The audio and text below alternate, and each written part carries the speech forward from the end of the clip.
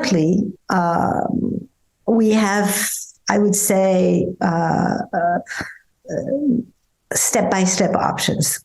They are linked, number one, to the severity of the illness, obviously, and number two, to whatever resources are available for the patient. Because if you're in a high-income country with a tertiary care center very close by, you'll have most all options, but that's not true for everyone, and certainly not true in low and middle income countries.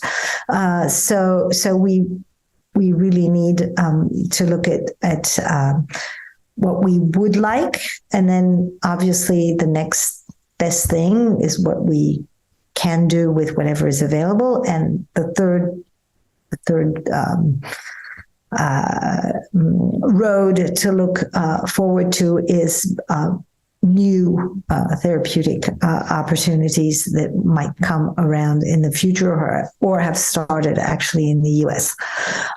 So currently there is no, in Europe, there is no specific treatment there's no specific pharmacotherapeutic treatment for peripartum depression, whether it be during pregnancy or during the postpartum. There are psychotherapeutic options for mild depression. Some have more or less proved to be as effective as any psychotherapeutic option is effective. I mean, you can read a lot of meta-analysis on psychotherapy for mild depression. Actually, the rate of positive outcome is pretty good. It's not great. It's about 40%, but it's not dramatically low either. I mean, 40% is better than nil. So specific psychotherapeutic actions, whether they be interpersonal therapy, therapy based on different issues of the mother.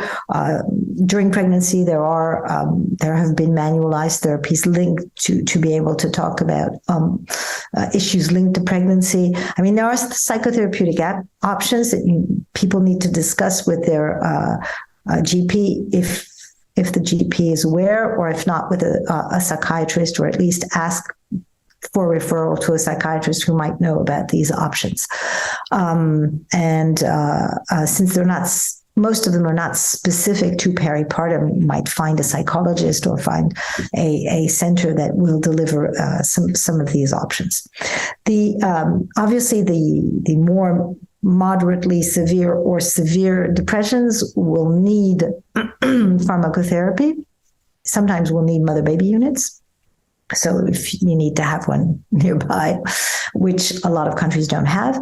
But then obviously if you have one, then you will be treated as an inpatient or a day hospital outpatient with the baby. But as far as pharmacotherapy is concerned, today, in general, we treat women as if their depression was a depression during their lifetime. Specifically, if they've had a prior episode of depression not during the peripartum, then obviously you will choose whatever has worked previously, if possible. Because, of course, then we have to add one very specific issue, which is, even if we're only looking postpartum, the issue of breastfeeding. In different countries, women breastfeed more or less. But given that you want to leave this option open to whomever would want to breastfeed, except when there is a very clear indication not to breastfeed so as to sleep, because obviously lack of sleep adds to the burden of mental illness.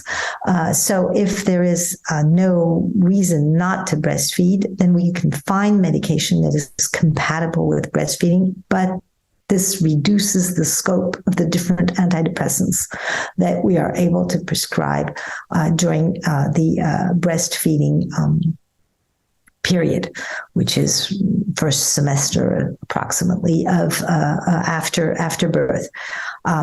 The first choice, without giving any specific molecule, the first choice is generally an IRS, and the most common IRSs are generally sertraline, probably, and which is the number one prescribed during this period. But obviously, that's the sort of first general option because it's well known. It's an old IRS. We know how much it goes into how much goes into the milk, and we know now with 20 odd years of backup that we don't have any negative outcomes. But other IRSs are possible. There are some medications that you might not be first choice, but in general, there are very few medications that you cannot prescribe during breastfeeding. So actually, the options are very close to options in depression in general. But of course, the first choice will be whatever is best, the most compatible with breastfeeding. Obviously, those are not specific to the issue of postpartum depression, and this implicitly means that for the moment, we are not considering postpartum depression as far as treatments are concerned as a different illness than major depressive disorder. Now, if you ask me what I believe, I do not think, and there are arguments that are coming out in the literature to support my experience and concern that PPD is perhaps a form of depression, but it's a specific one, and it has many differences with major depressive disorder, especially in women who only get depressed during the peripartum, and there is a subpopulation that is really only with mood disorder during pregnancy and the postpartum, or only during the postpartum. And I would say there's a good argument to show, especially with other data. Brain data that this is probably not exactly the same as depression during your whole lifespan. The U.S. actually has, and probably your readers or watchers know that there is a medication being used actually currently. It's tested, and it's being watched, so it's not largely available for the population just going into any medical facility, and it's Allopregnanolone, but currently it's an infusion type treatment, and therefore it has to be given in a tertiary care setting. It's my colleague Samantha Meltzer-Brody has been really the pioneer in this field, and now we are hoping for drugs that will be able to give by mouth, peros, with the same kind of mechanism. These are GABAergic mechanisms, and their main advantage up until now, from what we've seen with pilot studies and with the use of allopregnanolone on the experience we now have, is that these are very quick acting drugs. And that is really something that obviously I'm convinced, so you probably will need to talk to people who are perhaps less convinced than I am, but I'm convinced that this is a major breakthrough if it is confirmed with future studies, more longitudinal studies, because having medications that work very quickly, and that you don't need to take for a long time, is obviously something everyone wants for any kind of illness. But during the postpartum, it's even more crucial. Women have to take care of their children. Children need to be taken care of. And so if the woman can't take care of her child, someone else will have to do it. there's no issue. The child cannot take care of itself. The woman can more or less, but the child cannot. A newborn is totally helpless. And therefore, if we can help women get back to where they want to be, which is that they want to take care of their child, but they just feel unable to.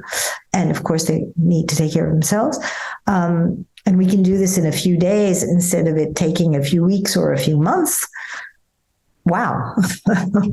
So this is still something that's ongoing. I think many of us are hopeful and convinced that this is the way forward, and that, it's an emerging treatment, as you say. For the moment, obviously, it is still being tested, and we do not have access in Europe. It's being tested in the US. But I think that in general, these medications that are totally different from serotonin, from IRSs, are going to be at least something that we really need to look at, because these are this is an entirely different mechanism of action, and one of the main, for clinicians, even if we don't go into neurotransmitters and things like that, which we do at ECNP, but never mind. For clinicians, the main number one difference is that for the moment, given that we don't have more side effects, which for the moment we don't, this acts in 1, 2, 3 days instead of 8, 10, 12 days. This means a quick acting, not long lasting, and you only give the treatment for a few weeks, and then you theoretically stop instead of giving it for a few months.